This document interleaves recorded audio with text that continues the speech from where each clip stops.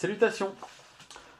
Je venais vous parler ce coup-ci de la rentrée littéraire, la rentrée donc de septembre qui vient d'avoir lieu, donc il y a quelques jours.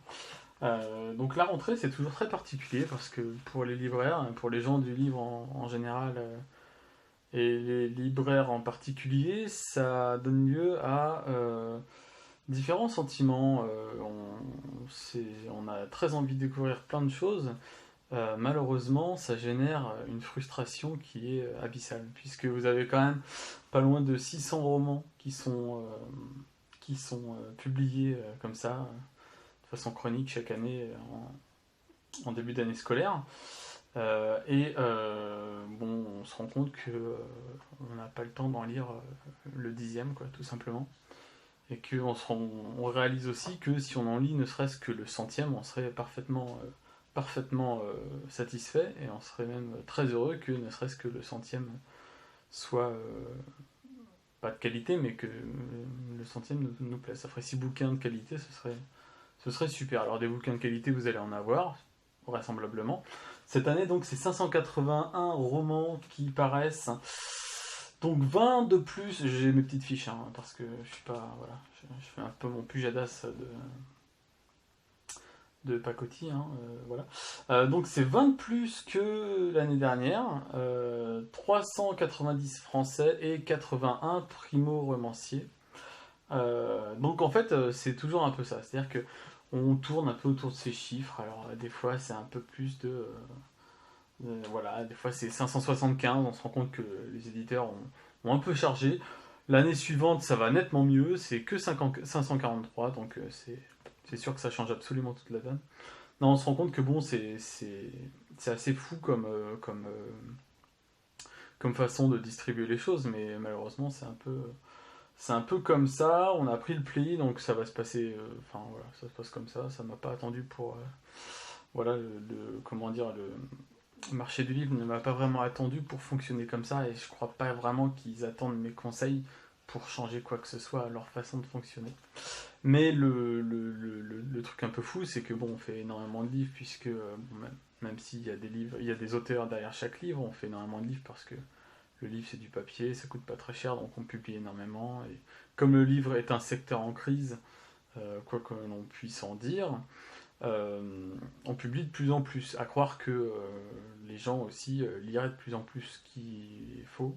Je crois que j'ai vu un papier tourner sur internet l'autre jour. Je me demande si c'était pas un truc de l'AFP qui disait les Français lisent de plus en plus. Ouais, bah s'ils veulent, moi je crois pas, mais bon, j'imagine que mon petit constat de libraire chômeur est moins pertinent qu'une dépêche AFP ou une étude, mais bon. On voit que les librairies ferment, que j'ai pas forcément l'impression que les bibliothèques croulent sous les demandes des lecteurs. Je sais pas. Enfin, si d'autres personnes veulent bien me contredire et m'expliquer que tout le monde lit ne serait-ce que 5 bouquins par mois, bah, je suis preneur. Je suis preneur. Donc voilà, donc beaucoup de choses qui vont sortir. Vous allez voir déjà, il y a déjà comment dire, des journaux qui ont sorti leur liste des 20 préférés, des 10 préférés, des 30 préférés, voire le préféré, hein. Bon, euh, est-ce à dire qu'ils ont lu les 600? Je vous laisse, je vous laisserai réfléchir là-dessus, puis vous pensez un peu ce que vous voulez. Alors, qu'est-ce qu'il y avait de sympathique parmi la rentrée? Qu'est-ce qu'il y a de pas mal? Enfin, après, pas mal. Je suis pas même à même de vous dire ce qui est pas mal. Je peux vous dire par contre ce qui a retenu un peu l'attention et ce dont on va parler, enfin, on va dire. Alors, il y a le Serge Chalandon dont on va forcément beaucoup parler, puisqu'à chaque fois qu'il sort un bouquin, ça marche plutôt. Ça marche bien, ça se vend bien, ça plaît beaucoup. Le quatrième mur avait été un carton en librairie, ça avait été vraiment quelque chose.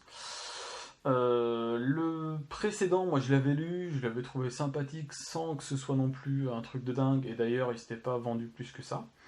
Là apparemment, je crois qu'on a quand même pas mal mis le paquet sur cette année parce que, je sais pas, j'ai vu pas mal de choses circuler sur le bouquin, donc son livre le jour d'avant, qui va sortir et qui traite d'une catastrophe, enfin qui fait référence à une catastrophe dans une mine du Nord qui a eu lieu de cela une quarantaine d'années. Donc c'est un récit aussi sur la vengeance avec tout ce qui a trait à la filiation, au registre de la famille, des choses comme ça, qui sont des thèmes très forts chez Serge Chalandon en règle générale. Donc ça, je pense qu'on va beaucoup en parler. Puis en plus, c'est assez sociétal puisque enfin,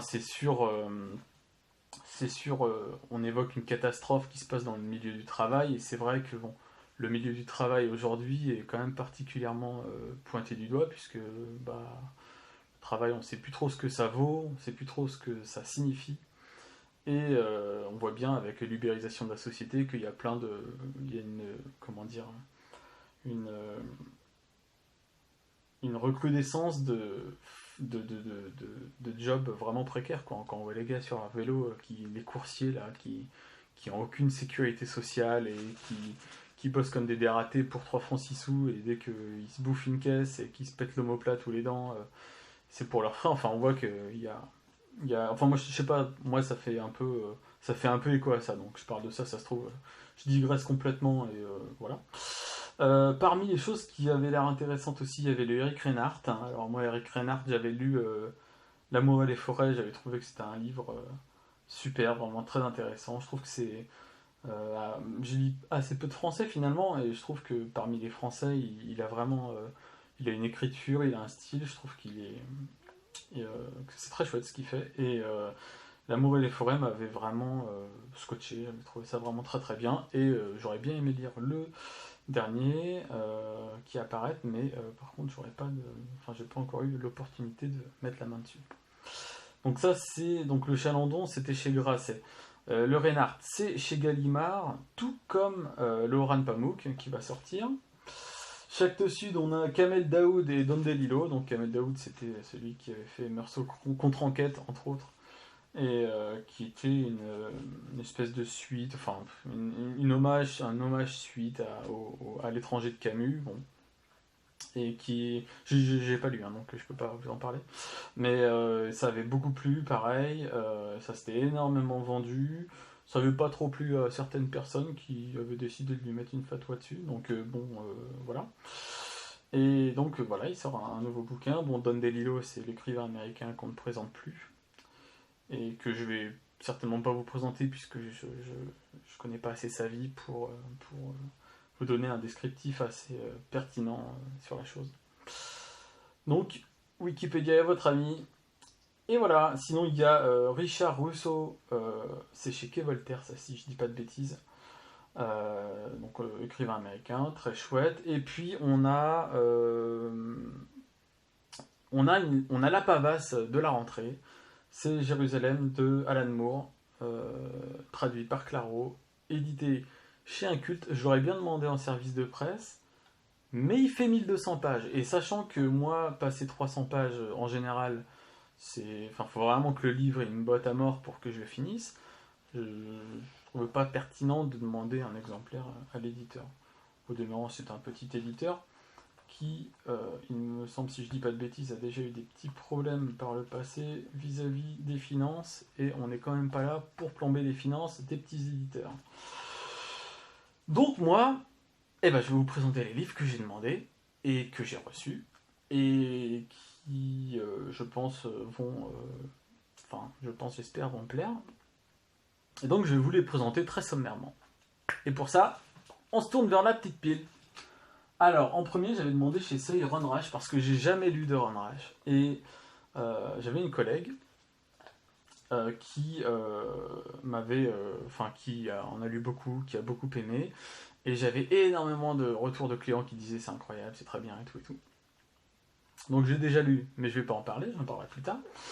Donc ça c'est pour donc littérature américaine. Souvent c'est un petit peu les grands espaces, le nature writing, hein, qu'on connaît un petit peu. Donc voilà, j'en parlerai plus tard.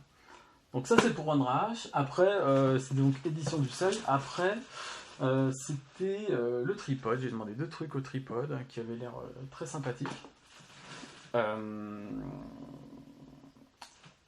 Ali Zamir, qui avait publié l'année dernière Anguille sous roche, qui avait très bien, qui s'était distingué. Je peux pas dire qu'il s'est très bien vendu parce que je connais pas les chiffres de vente et ce serait donc un mensonge éhonté de ma part que de dire que le livre s'est bien vendu, sachant que je n'en sais strictement rien. Néanmoins, il y avait eu un certain retour de la presse sur ce nouveau auteur qui est comorien, si je dis pas de bêtises. Je n'en sais rien. Mais je me souviens qu'il y avait eu une histoire de visa, je crois. Il devait présenter son livre en France l'année dernière. Il y avait eu un blocus, je sais plus quoi. Enfin, il avait été un peu refoulé à la frontière, c'est quelque chose comme ça. Et on en avait un petit peu parlé par ce biais. Et j'étais très curieux. J'ai absolument pas lu Anguille sous roche, mais j'étais très curieux de lire ça. Et donc, je vais m'y atteler parce que, quand même, dès qu'on vous fait parvenir un livre, la moindre des choses, c'est de le lire. Edgar Ilsenrath. Alors ça, celui-là, autant vous dire que je vais le défoncer rapidement. Parce que moi je suis fan déjà, bon, alors j'aime le tripode, hein, j'ai déjà fait l'article lors de la précédente vidéo. Pourquoi j'aime le tripode? Bah parce que voilà. Ça, c'est, je veux dire, enfin je sais pas, moi je trouve que les couves elles sont folles quoi. Moi, c'est beaucoup trop stylé, c'est coloré de partout, c'est superbe, voilà, faut quand même, voilà. C'est l'illustrateur, c'est Henning Wagenbreth, qui est un artiste allemand, donc on ne le prononce pas du tout Wagenbreth, mais Wagenbreth, je pense, ou quelque chose comme ça. Dessinateur et affichiste qui a publié des trucs notamment chez l'association. Et tous les Edgar Ilsenrath sont illustrés par lui, et à chaque fois c'est très thématique, c'est pas le pauvre truc. On te fout trois dessins qui n'ont rien à voir avec le bouquin, et puis bon, on t'envoie ça sous presse, quoi. Non, non, c'est à chaque fois vous avez des petites icônes qui renvoient à des choses qu'il y a réellement dans le récit. Donc déjà rien que pour ce travail, on salue. Puis moi j'adore les couleurs et tout, je trouve que c'est génial. Et accessoirement, l'écrivain est incroyable. Euh, J'avais lu plusieurs bouquins de lui, Fuck America, Nuit notamment. Et, euh, et c'est un auteur, pardon, qui a fait quand même des sacrés bouquins. Et je pense que je vais pas m'attarder dessus parce que je vais vite revenir dessus une fois que je l'aurai lu parce que quelque chose me dit que ça va me plaire. Voilà, tout simplement. Ensuite, alors ça, c'est aussi un des trucs qui est cool. C'est pas un roman. Sur l'écriture de Charles Bukowski, qui est une compilation de lettres, d'articles, de choses. Ça se fait pas mal. Hein. Comment il s'appelle? Je le retrouve, il est juste derrière moi.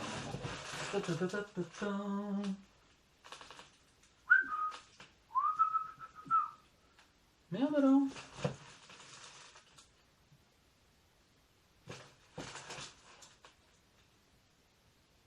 Ah bah t'as les poules. Qu'est-ce que j'en ai fait? Bref. T'avais... c'est super, j'ai gratté 10 secondes pour que dalle. Il y avait un éditeur... Merde, je sais plus quel éditeur c'est, ça m'énerve. Qui avait fait un truc similaire avec Jack London qui était sorti. Et c'était sur Profession écrivain, je crois, le titre du livre.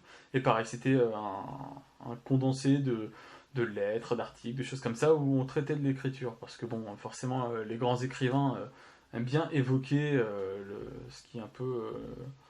enfin, j'allais dire ce qui les fait vivre, ça les fait pas forcément vivre toujours d'un point de vue financier, mais ils vivent au moins pour ça. Donc il y a un aspect très viscéral, un rapport particulier à l'écriture. Et on a ça, donc on retrouve des choses comme ça. Il y avait un writing, je crois, d'Hemingway aussi, qui compilait pareil des articles, je crois. C'est un ami qui m'en a parlé. Et puis on a aussi, je crois, l'art de la fiction, c'est fiction chez Stevenson. Enfin bref, c'est pas du tout inédit, quoi. Mais j'aime beaucoup Bukowski parce que j'aime beaucoup Bukowski, donc déjà ça c'est un super argument. Et que bon, le type me faisait assez rire. D'ailleurs, ça m'a donné envie de me refaire Factotum avec Matt Dillon. Et j'ai beaucoup aimé, voilà. Et on a ce côté-là où le gars fait ses jobs à la con, et puis se fait virer dans la foulée, et puis il écrit ses petites nouvelles comme ça, avec son bi, il n'attend pas grand-chose de la vie. Mais en même temps, il vit tellement que pour ça, Et voilà, et puis il a surtout un rapport à l'écriture qui, moi, m'intéresse parce que quand on lit la préface de Demande à la poussière de John Fante, la préface de ce livre dans l'édition 10-18, enfin Christian Bourgois, et de Charles Bukowski, où il explique que, selon lui, John Fante, c'est l'écriture, enfin, le style qui lui parle le plus. Et ce qui me va à merveille, puisque l'écriture de John Fante est également une des écritures qui me parle le plus. Et donc ça m'intéresse énormément de savoir comment le type va écrire et tout et tout. Donc ça a l'air tout à fait passionnant. Au diable Vauvert, ça. Euh, au diable Vauvert, il y avait aussi le futur Douglas, le prochain, pardon, du Douglas Coupland, Miss Wyoming.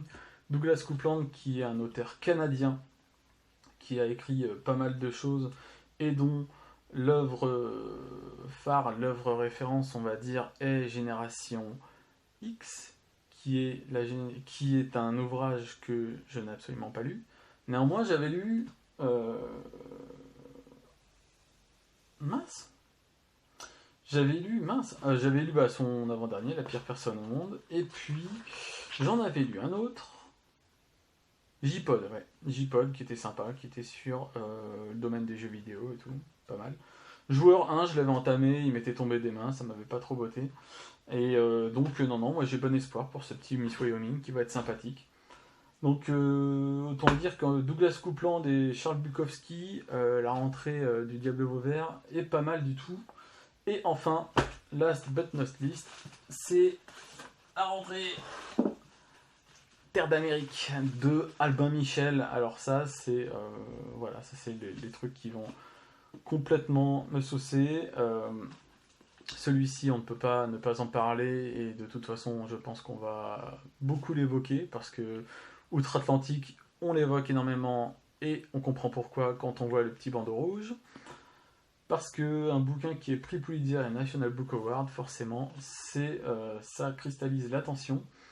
Euh, c'est un bouquin qui traite de l'esclavagisme et d'un réseau ferroviaire un peu secret, enfin, qui aiderait des esclaves à échapper à leurs conditions.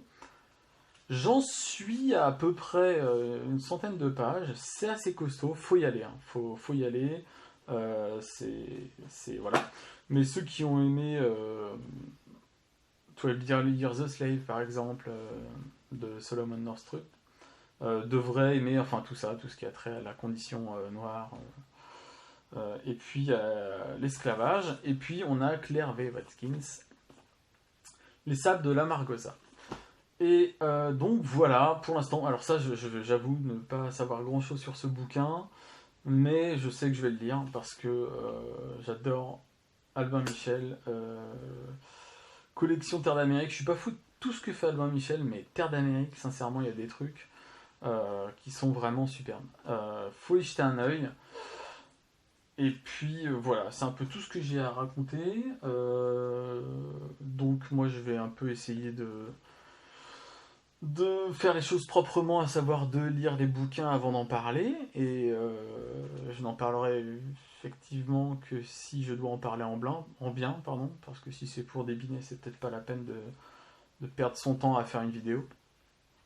Et donc, je vous dis à bientôt, en espérant que cette vidéo n'aura pas été trop confuse et qu'elle n'aura pas été trop longue non plus. Et voilà, je vous dis à très bientôt, salut.